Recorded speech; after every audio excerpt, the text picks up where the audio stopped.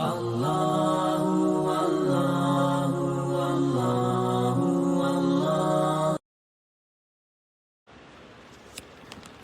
Rahmanir Rahim. Alhamdulillah. Allahumma salli ala Muhammadin wa ala ali Muhammadin wa barik wa sallim.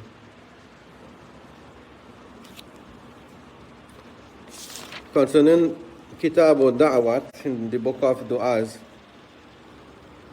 there's one chapter which speaks about Karamatul Awliya wa Fadlihim, the Karama and the considered miracles of the friends of Allah, and the fadl and the virtues or the rewards for the friends of Allah subhanahu wa ta'ala. Allah subhanahu wa ta'ala says, Ala inna awliya Allahi la khawfun alayhim wa la hum yahsanun. Allah, the word Allah, this is a word which commands or draws a person's attention. So in English, there's no real equivalent to it in modern English. Probably in olden English, you would say like lo and behold, or you are calling someone's attention. Allah, inna awliya Allah, certainly the friends of Allah, la khawfun alayhim, there will be no fear against them, wala hum yahsanun, and they will experience no grief. Alladhina amanu wa kanu yattaqun, they were such persons who believed, wa kanu yattaqun, and they established the quality of taqwa, of the awareness and the fear of Allah subhanahu wa ta'ala. Lahumul bushra fil hayati dunya wa fil akhirah, they will receive bushra, glad tidings, in this life and in the akhirah.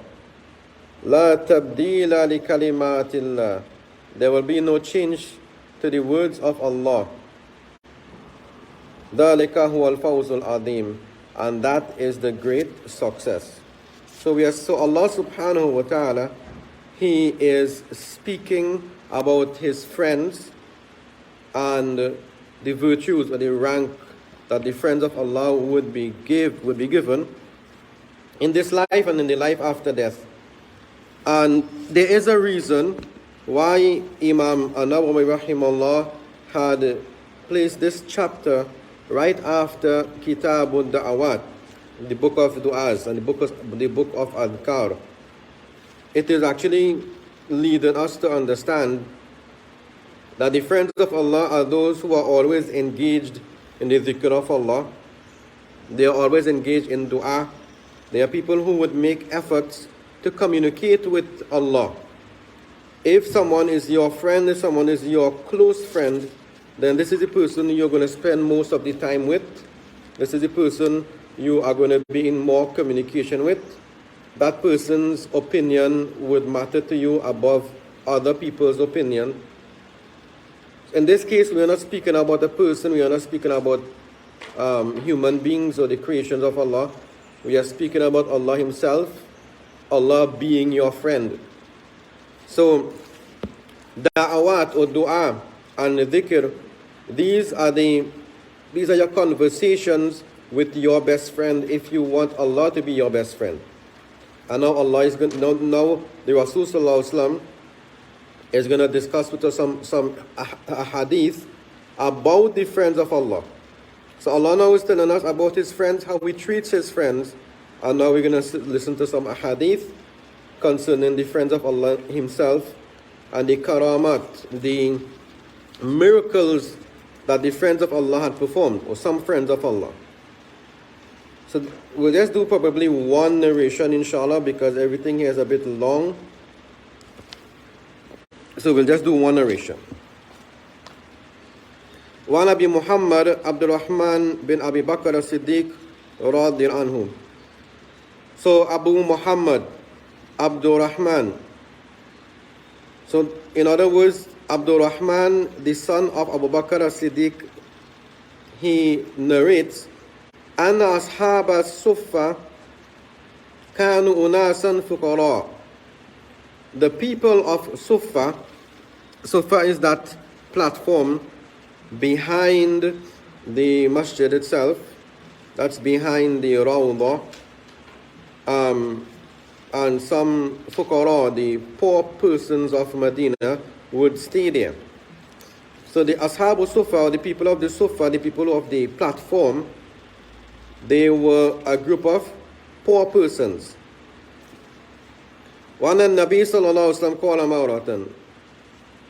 So Abdul Rahman says, the Nabi sallallahu alaihi wasallam, he said to the Sahaba on one occasion, Man kana indahu tu'amu ithnain falyadhhab bithalithin. Falyadhhab bithalithin. Any one of you who has food which is sufficient for 2 persons, then take a 3rd person with you. وَمَنْ كَانَ عِنْدَهُ تُعَمُ أَرْبَعٍ فَلْيَذْهَبْ بِخَامِسٍ بِسَادِسٍ.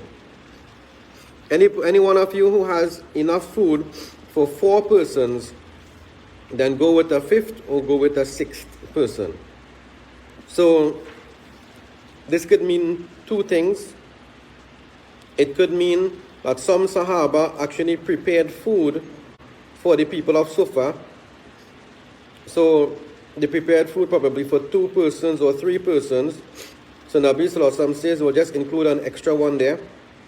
So instead of 2 persons getting their fill, they may just eat 2/3 of their normal meal, and 1/3 from each meal can go for the extra person, which will be from the fuqara.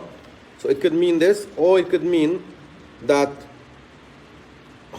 those of you who have prepared food, or the usual amount of food that you are eating at home for your family, you are just feeding 2 persons in your house, or 4 persons in your house, then take an extra one or 2 extra people tonight to eat with your family members. So Abu Bakr Siddiq radiallahu anhu, he would have prepared a certain amount of food, and he took 3 of the people of Sufa that night to eat with him, to dine with him at home. Nabi sallallahu alaihi wasallam took 10. So you all can do the maths afterwards why Nabi sallallahu alaihi wasallam took 10. You can figure out how many people he probably had food for before he took 10, right? You can figure it out later on, inshallah. وعن أبو بكر تعشى عند النبي صلى الله عليه وسلم. So Abu Bakr radiallahu anhu, he takes these 3 from the masjid, walks with them to his house, and delivers them to his house. So they enter his house and they sit there, they are sitting there. But Abu Bakr went to the house of Nabi Sallallahu Alaihi Wasallam to eat.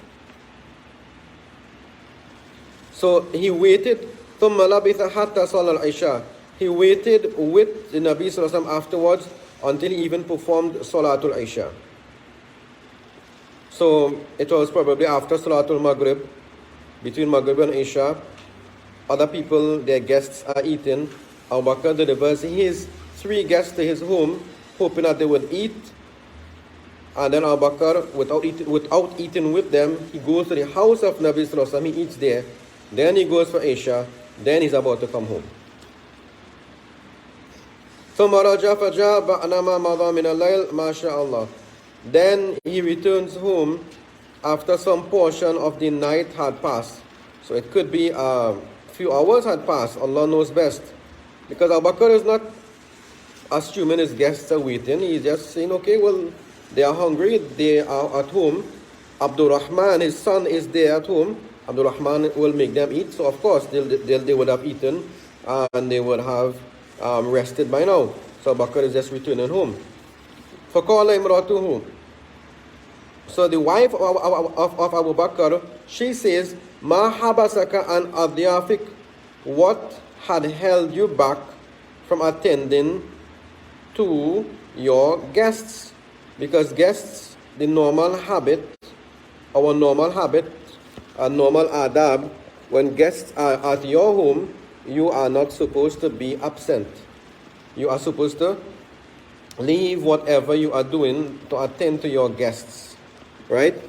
Now this is the adab of Islam. This is the adab and the etiquettes of Deen, to treat your guests with ikram and treat them with honor and respect. So Abu Bakr Siddiq, he says, Awashaytihim, did you, meaning his wife, did you not feed them? She said, Abaw hatta tajia. All of them refused, the three of them refused to eat until you return and you come. وَقَدْ أَرَضُوا عَلَيْهِمْ قَالَ فَذَهَبْتُ أَنَا فَاخْتَبَعْتُ. Now,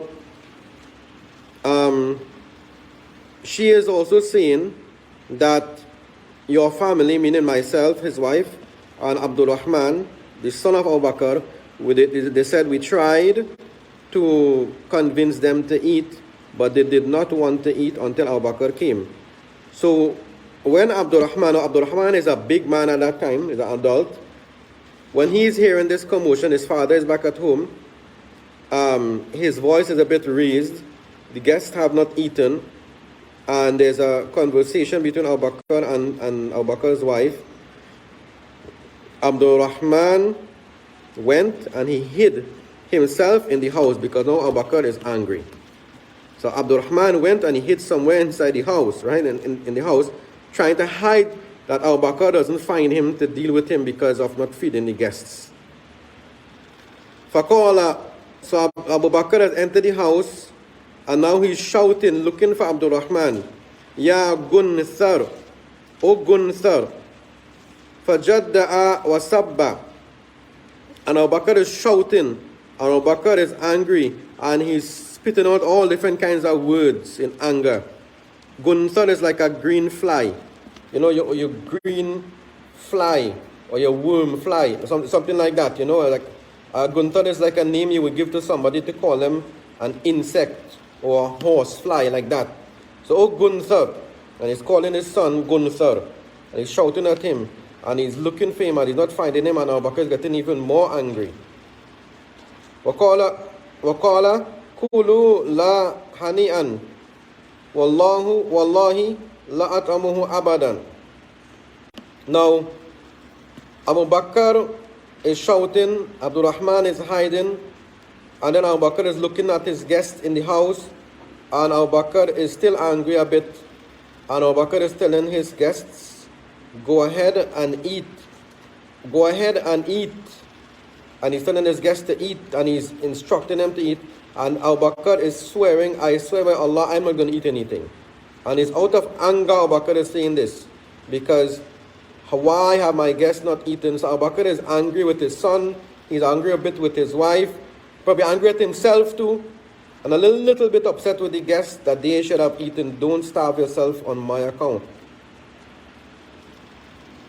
The guests mentioned, وَأَيْمُ اللَّهِ مَا كُنَّا نَأْخُذُ مِنْ لُقْمَةٍ إِلَّا رَبًا مِنْ أَسْفَلِهَا أَكْثَرُ مِنْهَا حَتَّى شَبِعُوا وَصَارَتْ أَكْثَرَ مِمَّا كَانَتْ قَبْلَ ذَلِكَ فنظر إليها أبو بكر فقال لامرأته يا أخت بني فراس ما هذا قالت لا وقرة عيني لا هي الآن أكثر منها قبل ذلك بثلاث مرات فأكل منها أبو بكر وقال إنما كان ذلك من الشيطان يعني يمينه ثم أكل منها لقمة ثم حملها إلى النبي صلى الله عليه وسلم فأصبحت عنده وكان بيننا وبين قوم أحد. So let's translate all of that inshallah ta'ala. Let's translate the entire thing because there'll be a little too much to translate if you're going to just read and translate like that. So Abu Bakr as-Siddiq radiallahu anhu, he looking at his guests, and his guests have also sworn, we are not going to eat if you are not going to eat. So Abu Bakr has made an oath. Wallahi, I'm not going to eat. You all should have eaten already. I'm not going to eat. Abdul Rahman is even getting him more angry, and Abdul Rahman is hiding. He's not coming out. Right? So Abu Bakr, looking at his guests, are also stubborn, and he is stubborn. And Abu Bakr made an oath, Wallahi, I swear by Allah, I am not going to eat. His anger is cooling down when he saw his guests are also a bit stubborn and holding back. Abu Bakr sits down with them. And when they say Bismillah and they're about to eat, the food starts to swell from underneath. The food now is growing from underneath, and Abu Bakr calls his wife and he says to her, what's this happening here? She says, Wakorati Aini. Now this is what his wife would call him, Korati Ain, like coolness of my eyes. You know, a husband would call his wife a nice name. The wife would call her husband a nice name. Wakorati Ain, you know, the coolness of my eyes, she's calling him. She says, it is 3 times the amount that I had left for them. So right now this food is 3 times the amount that I had left for them, O Abu Bakr.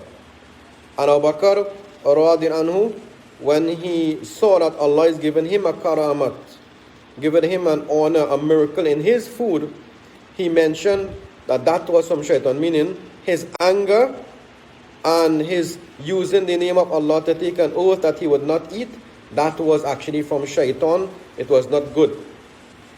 So in other words, Abu Bakr was saying, okay, he's a human being like everybody else, but in spite of that, Allah subhanahu wa ta'ala is still honoring them. Is still honoring them.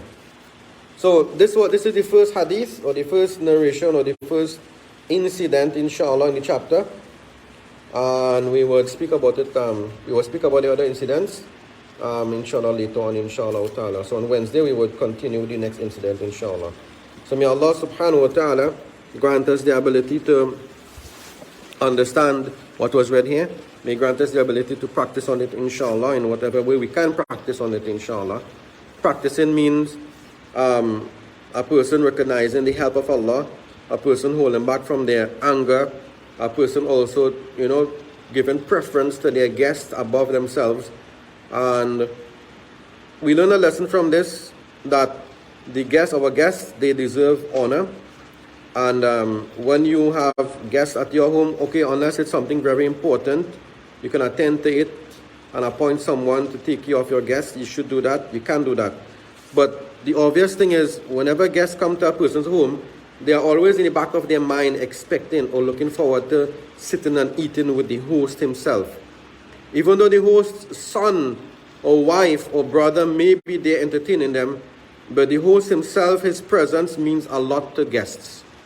We have probably experienced that previously. You know, you visited someone and the person, the host himself is not there for whatever reason.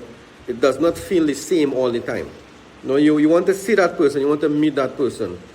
So let's take a hint from this, inshallah ta'ala, and let's also take a hint from what Abu Bakr said, that min shaitan, that the anger was from shaitan. It's something we should avoid, inshallah ta'ala, avoid the anger from shaitan. And as long as we are the friends of Allah, Allah subhanahu wa ta'ala will place barakah in everything that we have, inshallah ta'ala. Jazakumullahu khair. Assalamu alaikum wa rahmatullahi wa barakatuh.